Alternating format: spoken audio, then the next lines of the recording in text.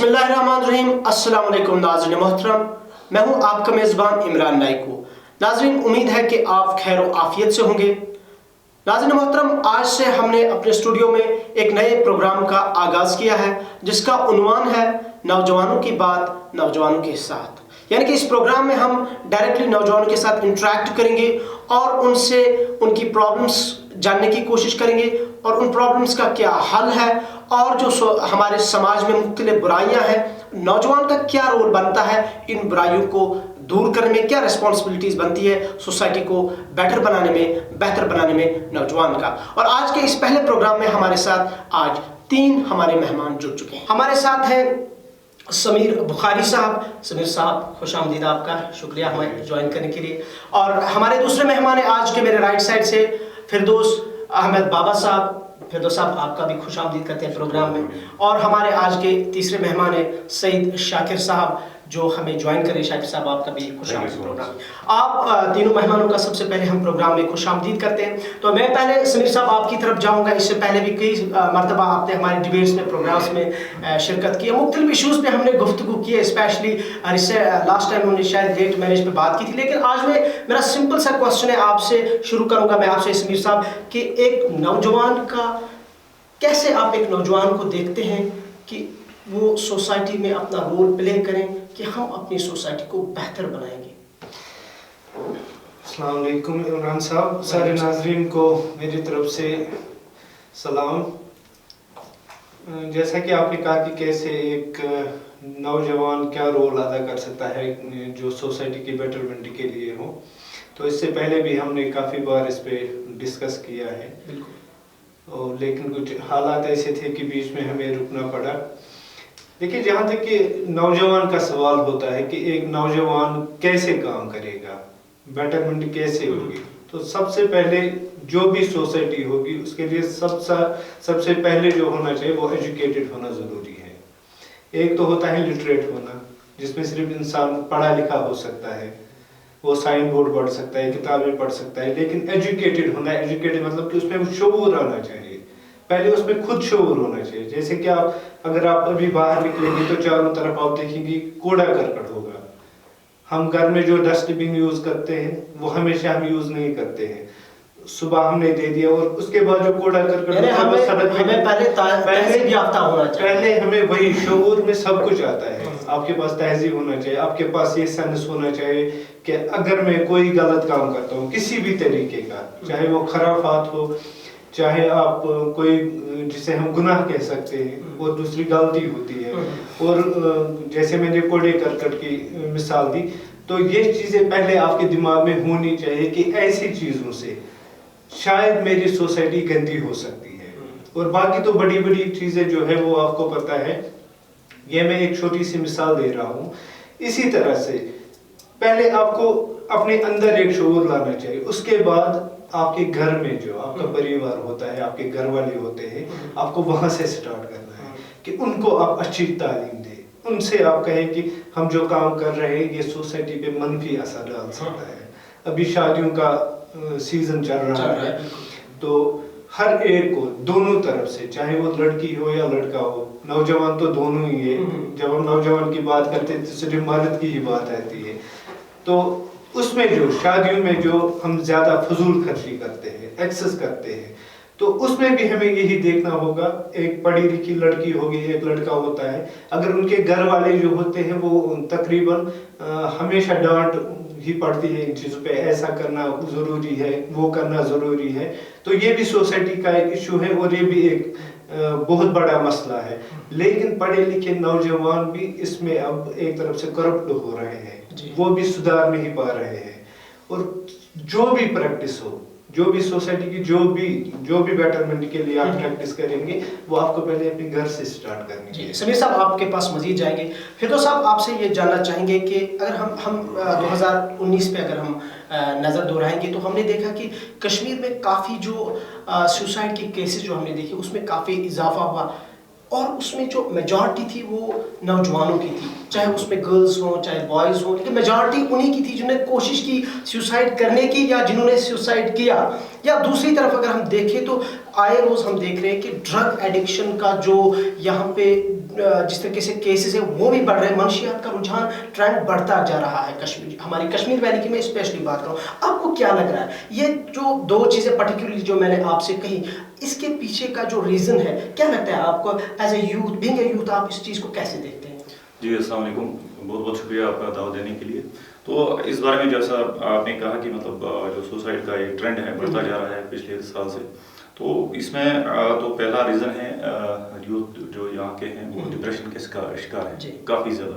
तो एक तो वो है, दूसरा ये है कि मतलब you are living in a conflict. Exactly. तो उसके भी कुछ असरात हैं कि जहाँ पे आप डिप्रेशन के शिकार हो जाते हैं, फिर अपने आपको मतलब डिसाइड करने का वो बिल्कुल वो सोच नहीं रहती आपके पास। तो इसमें मैं तो ये समझूंगा कि मतलब ज़्यादा रिस्पॉन्सिबिलिटी भी, अभी समीर साहब भी कह रहे थे कि घर वालों की होती है, उनको अच्छी तरह से गाइड करें डिप्रेशन को कंट्रोल करने के लिए या डिप्रेशन को हैंडल करने के लिए, उनको वो बता दें कि मतलब इस चीज़ को हैंडल कैसे करना है।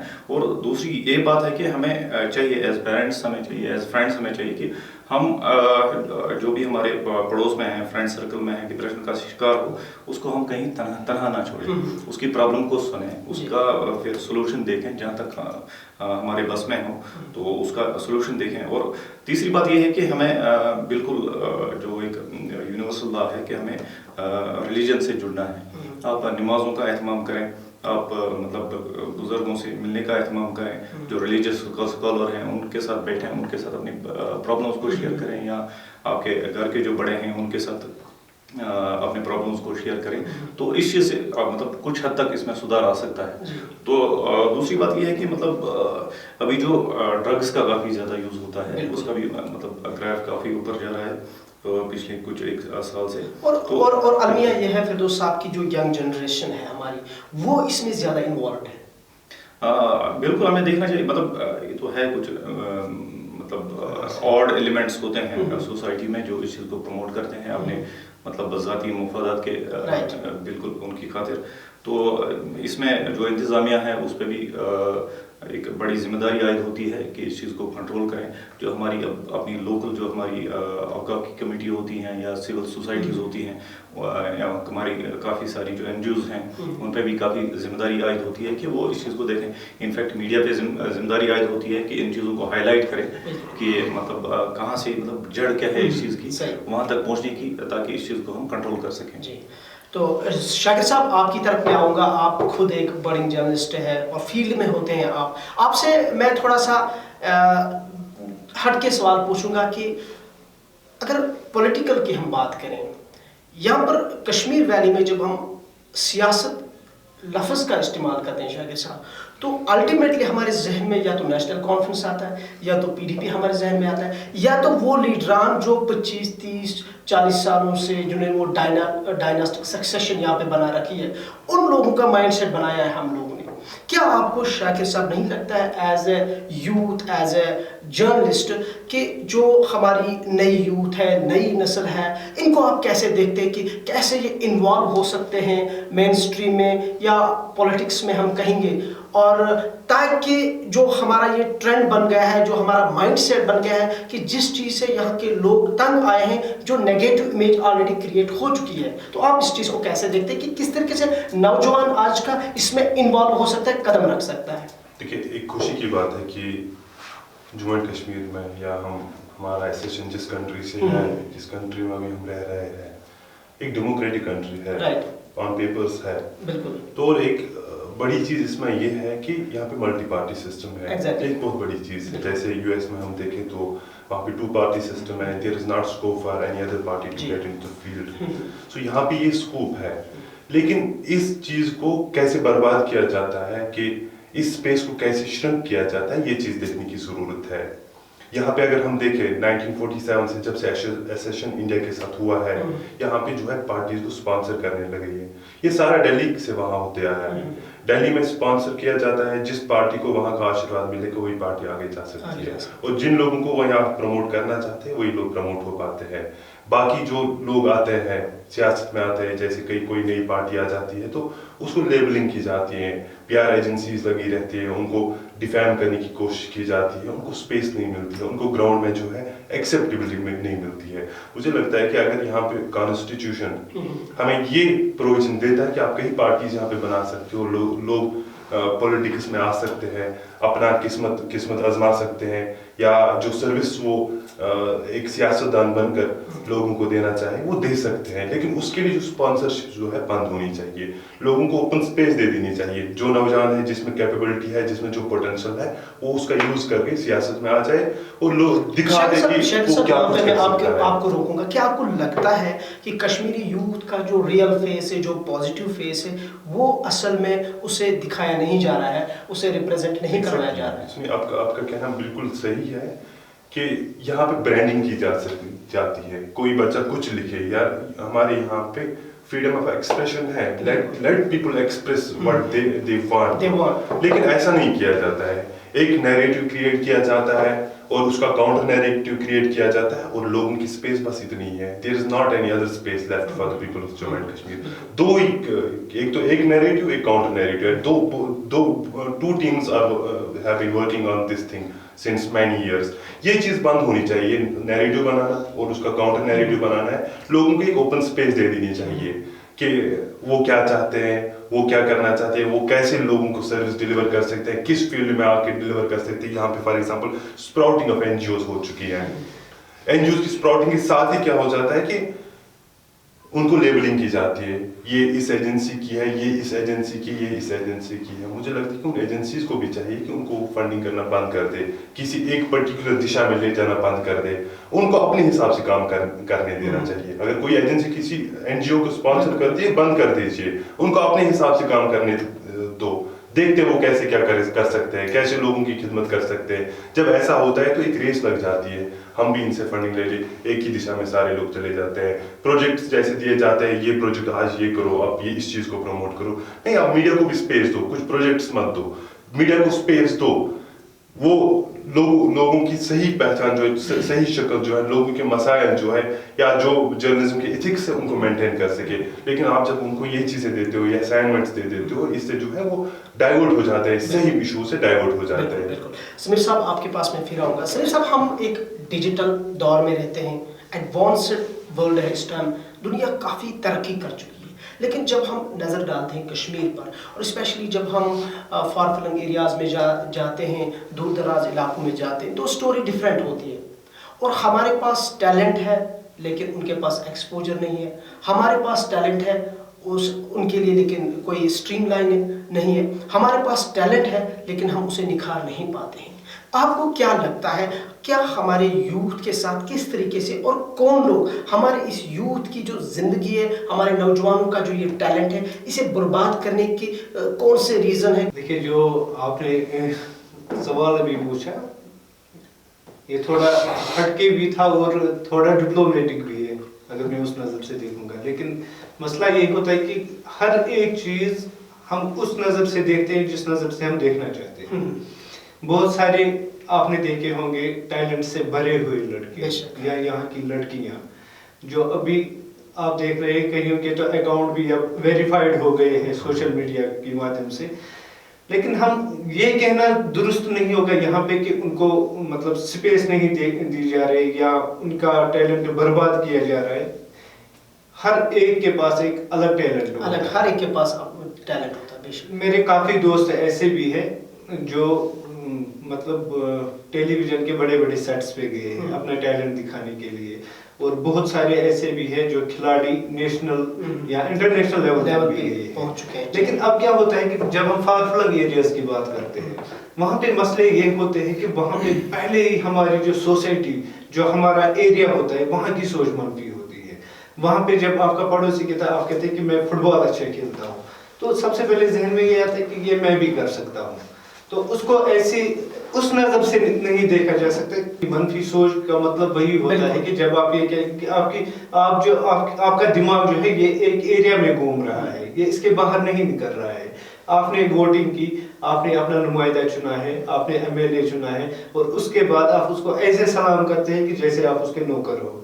मतलब हमने कभी एक सर्वेंट को उसकी नज़र से देखा ही नहीं। کہ آپ ایک گورنمنٹ ایمپلائی ہو, آپ کو پتہ ہونا چاہیے کہ آپ ایک پبلک سرونٹ ہو, لیکن یہ ہماری وجہ سے ہو رہا ہے. میں نے پہلے ہی کہا کہ ایجوکیٹڈ اور لٹریٹ ہونے میں بہت فرق ہے, اور یہیں پہ ہمارا اصل مقصد ہے کہ یوتھ کا کیا رول بنتا ہے اس چیز کے. میں یہی کہہ رہا ہوں کہ جب تک آپ کے دماغ میں یہ بات نہیں بیٹھے گی کہ آپ ایجوکیٹڈ ہو, آپ کو یہ ماننا ہوگا کہ میں جس بندے کو ووٹ دے رہا ہوں یہ میرا مالک نہیں ہے, میں اس کا مالک ہوں.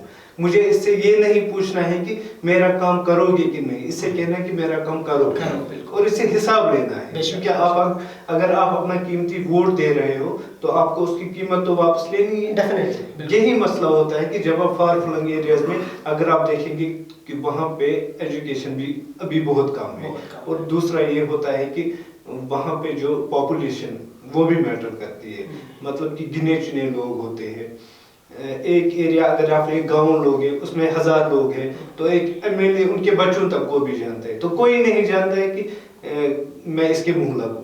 یہ بھی ایک بڑا مسئلہ بنتا ہے کہ کہیں نہ کہیں اس کے ساتھ رشتہ داری. اب ہمیں سوچ ہمیں بدلنی ہے, ہمیں اپنی سوچ بدلنی ہے. آپ کوئی گناہ نہیں کر رہے, آپ ایڈمنسٹریشن کے خلاف نہیں جا رہے, آپ یہاں پہ ان کو یہ نہیں کہہ رہے کہ مطلب مار دھاڑ نہیں کر رہے ان کے ساتھ, آپ اپنا حق مانگ رہے ہیں. اور حق مانگنا تو یہ تو قدرتی تو کلیکٹیو فیلئر کہ ہم اپنی ریسپانسبلٹی ڈیوٹیز کو نہیں سمجھ پا رہے, دوسرا آپ کا فائدہ اٹھا رہا ہے. بالکل, کیونکہ وہ بھی تو اسی سوسائٹی کا حصہ ہے. پھر تو سب سوشل میڈیا کا یوز کیا جا رہا ہے, اور مجھے لگتا ہے کہ اس وقت 80% لوگ جو ہوں گے, اسپیشلی میں یوتھ کی بات کرتا ہوں, 99% یوتھ جو سوشل میڈیا کا یوز کرتی ہوگی. آپ کیسے دیکھتے کہ ہم سوشل میڈیا کے ذریعے سوسائٹی میں کیسے اپنا رول پلے کر سکتے ہیں, سوسائٹی کو بہتر بنانے کے لیے ہم اپنا رول کیسے پلے کر سکتے ہیں؟ سمیر صاحب نے کہا کہ ہماری سوچ جب تک نہ بدلے گی تب تک ہم اپنے قوم کو نہیں بدل سکتے. تو آپ کیسے اس چیز کو دیکھ سکتے, کب ہماری قوم بدلے گی؟ بالکل, اگر ہم دیکھیں گے کہ کسی بھی کنٹری کا جو اس کی ڈیولپمنٹ کی بنیادی وجہ ہوتی ہے اس کا مین پاور ہوتا ہے. اس مین پاور کو چاہے ہم یوتھ کی بات کریں تو اس کو سٹریم لائن کرنے کی بہت زیادہ ضرورت ہوتی ہے. اس کو سٹریم لائن کرنے کے لیے آپ کے انسٹیٹیوشنز کریڈیبل ہونے چاہیے, ٹھیک ہے. تو جہاں آپ کی تعلیم آپ کو مل رہی ہو وہاں پہ چیک اینڈ بیلنس ہونا چاہیے. اور دوسرا جو بڑا مسئلہ ہے یہاں پہ کرپشن کا مسئلہ ہے. تو آپ کا جو ابھی آپ ٹیلنٹ کی بات کر رہے ہیں کہ کافی زیادہ جو ٹیلنٹڈ یوتھ ہیں تو وہ ٹیلنٹ پھر نکھر نہیں پا رہا ہے, وہ آپ کا سامنے نہیں آ رہا ہے جو ڈیو ٹو دا کرپشن یا مطلب انفلوئنس کی وجہ سے, بالکل انفلوئنس کی وجہ سے. تو ان ڈیزرونگ جو کینڈیڈیٹس ہیں وہ آگے آتے ہیں, جو ڈیزرونگ کینڈیڈیٹس ہیں وہ پیچھے رہ جاتے ہیں. Obviously at the end of the day it results the depression among the youth. تو یہ بھی ایک وجہ ہے. اس کو اسٹریم لائن کرنے کے لیے جو میں نے پہلے بھی کہا کہ مطلب ہمارے جو انسٹیٹیوشنز ہیں ان کو آگے آنے کی ضرورت ہے. ان کو مطلب یوتھ کو کیریئر کاؤنسلنگ کی بہت زیادہ ضرورت ہے. آپ اسکول لیول پہ لے لیجیے, کالج لیول پہ یوتھ کی اچھے سے مطلب کاؤنسلنگ ہونی چاہیے, کیریئر کاؤنسلنگ ہونی چاہیے کہ مطلب ان کو آگے فیوچر کس فیلڈ میں مطلب کیا کیا سیگریگیشن ہے وغیرہ وہ ان کو پتہ ہونا چاہیے بیسک لیول پہ, تاکہ وہ اپنے فیوچر کو اس طرح سے ڈیسائیڈ کریں. تو یہ چیزیں ان چیزوں کو لے کے اگر ہم چلیں گے تو شاید کچھ حد تک سدھار ہو سکتا ہے. تو شاگرد صاحب آپ بتائیے کہ یہاں پہ جو انسٹیٹیوشنس کی فردوس صاحب نے بات کی, ان کا کیا رول بنتا ہے, ہمارے اسکولس کالجز کا کیا رول بنتا ہے, ہمارے NGOs کا کیا رول بنتا ہے؟ حالانکہ دعوے تو بڑے ہیں. اگر آپ نے ابھی شاید NGOs کی بات کی تھی, چھیڑی تھی بات یہاں پہ, میں بھی دیکھ رہا ہوں سوشل میڈیا پر یا پرنٹ الیکٹرانک میڈیا کے ڈفرینٹ پلیٹ فارمس پر ہم دیکھتے ہیں کہ NGOs بڑے بڑے دعویٰ کرتی ہے کشمیر میں کہ ہم یوتھ کی پروموشن کے لیے, یوتھ کی بیٹرمنٹ کے لیے, سوسائٹی کی بیٹرمنٹ کے لیے یہ کام کرتے ہیں. لیکن جب آن گراؤنڈ ہم دیکھتے ہیں, جب گراؤنڈ زیرو پر ہم دیکھتے ہیں تو وہاں پہ اسٹوری کچھ ڈفرینٹ ہوتی ہے. تو ان کا کیا رول بنتا ہے؟ دیکھیے, کل ہی میرا ایک انٹرویو تھا Kamila Mushtaq, she is the topper of Kashmir administrative service. جب میری ان سے بات ہوئی تو میں نے ان سے پوچھا تھا کہ جب آپ ایڈمنسٹریشن میں جا رہی ہو ابھی تو آپ کیا دیکھتے ہو کہ کس ڈپارٹمنٹ میں ہمیں ریفارمس لانے کی ضرورت ہے. ان کا کہنا یہی تھا کہ ایجوکیشن میں ریفارمس لانے کی ضرورت ہے کیونکہ it has become more job oriented than model based. She actually wants to say that we need to make it model based as well. جب ہم ماڈل بیسڈ اس کو بنائیں تو تبھی جا کے یہ ایجوکیشن جو ہے ہمیں ضرورت آ سکتی ہے آگے, ادروائز یہ کسی کام کی ایجوکیشن نہیں ہے. جیسے کیریئر کاؤنسلنگ کی بات کر رہے تھے فردوس صاحب, کیریئر کاؤنسلنگ ایک امپارٹنٹ ایشو ہے کہ ہمارے بچوں کو ग्रेजुएशन करने तक भी पता नहीं होता कि किस दिशा की ओर जा रहे हैं। ये जो हमारे हायर एजुकेशन डिपार्टमेंट के तलत परवेज साहब हैं, उनसे मेरा चैट कुछ दिन पहले ही हुआ था, तो उससे मैंने ये बात भी पूछी थी कि हमारे बच्चे जब स्कूल जाते हैं, ये 10th करते हैं, उसके बाद 12th करते हैं, फिर जो सब्जेक्ट कॉलेज में मिला वो सब्जेक्ट लेके चले जाते हैं, टारगेट होता है ग्रेजुएशन करना। ग्रेजुएशन के बाद अगर कहीं सिलेक्शन हो गई कश्मीर यूनिवर्सिटी वगैरह में, तो किसी भी सब्जेक्ट में पीजी कर लेते हैं। तो ऐसी कोई दिशा नहीं होती, इनका कोई टारगेट नहीं होता है, हमें जाना कहाँ है। ये लोग डिग्रियां हासिल करते हैं और फिर ये डिग्रियां किसी काम की रहती नहीं है। तो उनका भी यही फोकस है कि उन्होंने भी यही कहा कि हम हर एक जो है कॉलेज में कैरियर काउंसलिंग सेल बनाएंगे, उसके बाद बच्चों से बात करेंगे, उनका क्या इंटरेस्ट है, उनकी जो उनका होल्ड किस सब्जेक्ट पे ठीक ठाक है, वो सारी चीज़ें देख के हम क्या करें कि उनको उसी सब्जेक्ट में लगा दे, उसी स्ट्रीम में लगा दे जहाँ भी वो ठीक ठाक से पढ़ाई कर सकते हो, जो उनको आगे जाके फायदा भी दे सकते हैं। और साथ साथ क्या होगा कि ये पढ़ाई के दौरान भी कुछ अपने लिए कमा सकते हैं। That is a very important thing, ऐसा होना चाहिए, अदरवाइज जो बर्डन बन जाता है घर वालों की, बच्चे को तालीम देना, उसके एक्सपेंडिचर को बेयर करना, ये बहुत ज़्यादा बर्डन बन जाता है। अगर बच्चा पढ़ाई के साथ साथ कुछ कमा ले भी तो घर वालों के लिए भी ये आसान हो जाएगा। तो नाज़रीन, चलते चलते हम तीनों मेहमानों से इनसे मैसेज लेना चाहेंगे। सनी साहब, पहले आपसे हम प्रोग्राम के आखिर पर, और जो हमारा मॉरल ऑफ जो प्रोग्राम था, जो स्टोरी थी, उस हवाले से आप अपनी कोई मैसेज दीजिए। देखिए इमरान साहब, हमने यहाँ पे बहुत चीज़ों पे हमने डिस्कस किया, एजुकेशन को लेकर किया, हमने पॉलिटिक्स को लेकर किया, हमने रोल ऑफ यूथ का किया कि सोसाइटी में कैसे। तो मुझे लगता है कि निचोड़ इसका हमारा यही निकला है कि जब तक हमें खुद समझ नहीं आएगा कि हमारी रेस्पॉन्सिबिलिटीज़ क्या है, और हम अवेयर न करें दूसरों को कि आपकी रेस्पॉन्सिबिलिटी क्या है टुवर्ड्स दिस सोसाइटी, और बाकी चीज़ें जैसे बच्चों में डिप्रेशन आ गया है या खुदकुशी की रेट बढ़ गई है, और आहिस्ता आहिस्ता मुझे लग रहा है कि ये एक मास हिस्टेरिया बनता जा रहा है कि 14 साल के 12 साल के बच्चे अब खुदकुशी कर रहे हैं। तो ये सारी चीज़ें जहाँ मुझे लग रहा है कि इसके पीछे जो कमज़ोर एक हाथ है जिसकी वजह से ये हो रहा है, वो हम ही है, वो हम बाशिंदे हैं किसी भी कौम के या किसी भी, हाँ बिल्कुल हम ही लोग हैं। और हमें ज़रूरी यही है कि at the end of the story जो शाकिर साहब ने कहा कि एजुकेशन को हमें ज़्यादा फोकस करना चाहिए। तो वही चीज़ है, जब तक आप एजुकेटेड ना हो, एक तो सिर्फ तालीम देना है और दूसरा होता है कि एजुकेटेड बनाना, उसमें शऊर डालना, अच्छे और बुरे की उसमें तमीज़ सीखना।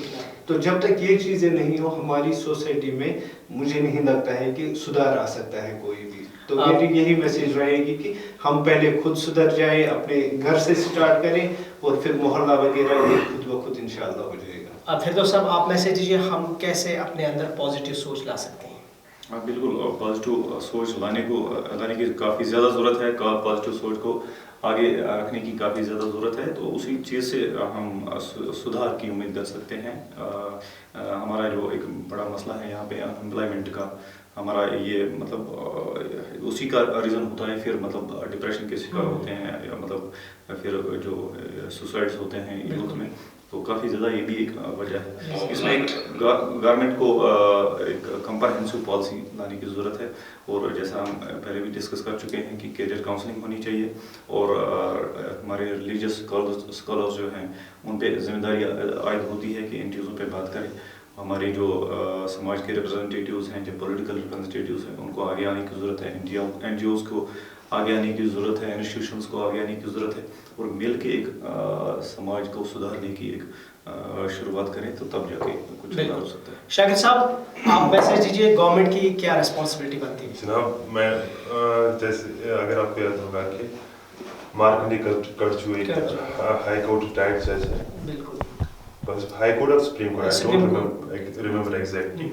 उन्होंने जब लास्ट टाइम हाथरस का रेप केस हो गया था, तो उन्होंने एक स्टेटमेंट दिया था कि रेप केसेस बढ़ेंगे क्योंकि लोग अनएम्प्लॉय हो चुके हैं, जब इनके पास कुछ करने के लिए नहीं है। क्योंकि जब एक बंदा अनएम्प्लॉय होता है, उसकी शादी की हो जाती है, उनका जो स्टेटमेंट है वही बता रहा हूँ, उनकी शादी की उम्र आ जाती, शादी नहीं हो पाती है, तो हाउस के शिकार हो जाते हैं। ये लोग ऐसा करते हैं, किसी हद तक उसमें सच्चाई भी है कि हमें मानना पड़ेगा कि मुझे लगता है कि जैसे डिमोनेटाइजेशन हिंदुस्तान में हुई तो कई मिलियन लोग जो है जॉबलेस हो गए, फिर कोविड-19 का लॉकडाउन आ गया, कई मिलियन लोग जॉबलेस हो गए, अब इतने सारे लोग जॉबलेस हो गए तो सुसाइड केसेस भी बढ़ सकते हैं, अंदेशा है। तो अब जो काम करने के लिए कुछ है नहीं लोगों को, गरीबी लोगों में आ चुकी है, चोरी डकैती ये सारी चीज़ बढ़ जाएंगे। गवर्नमेंट को एक कम्प्रहेंसिव पॉलिसी लाने की ज़रूरत है, इन सारे लोगों को एडजस्ट करने की ज़रूरत है, या यूनिवर्सल बेसिक इनकम की ज़रूरत है कि हमारे नौजवानों को एक बेसिक इनकम रहे ताकि वो अपना खर्चा चला सके, वो डिप्रेशन का शिकार ना हो जाए। इसलिए सरकार पे भी रिस्पॉन्सिबिलिटी है कि वो भी अपनी जिम्मेदारियों को समझे कि एक कम्प्रहेंसिव पॉलिसी लाके सारे नौजवान जो है हमारे या बाकी लोग जो है उनको उनका कहीं ना कहीं से सपोर्ट दे। और कौम के नौजवानों की भी जिम्मेदारी ये है कि वो एक कौम का फ्यूचर होते हैं, उनको भी उन सारी जिम्मेदारियां याद रखनी है कि जैसे वो ऐसे काम करें, कुछ ऐसा कर दिखाए कि जो हमारी कौम की रौनक बने, जो पूरी दुनिया जो है वो हमारी कौम को याद करे कि यहाँ के नौजवान ये करने में आगे रहे हैं।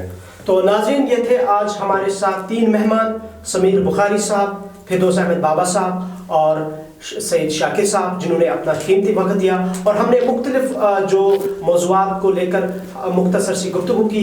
आप सभी मेहमानों का प्रोग्राम में शिरकत के लिए बहुत बहुत शुक्रिया। नाज़रीन मोहतरम, नौजवानों की बात नौजवानों के साथ, इस पहले शुमारे में हमने आज मुख्तलिफ मौज़ूआत को लेकर गुफ्तगू की, चाहे नौजवानों के हवाले से हो या समाज की बेहतरी के हवाले से, और हमारे तीनों मेहमानों ने मुफस्सल अंदाज में इस पर रोशनी डाली। नाज़रीन, अगले प्रोग्राम में मज़ीद गुफ्तगू करेंगे एक और मौजू के साथ, तब तक दीजिए इजाज़त। अल्लाह हाफ़िज़।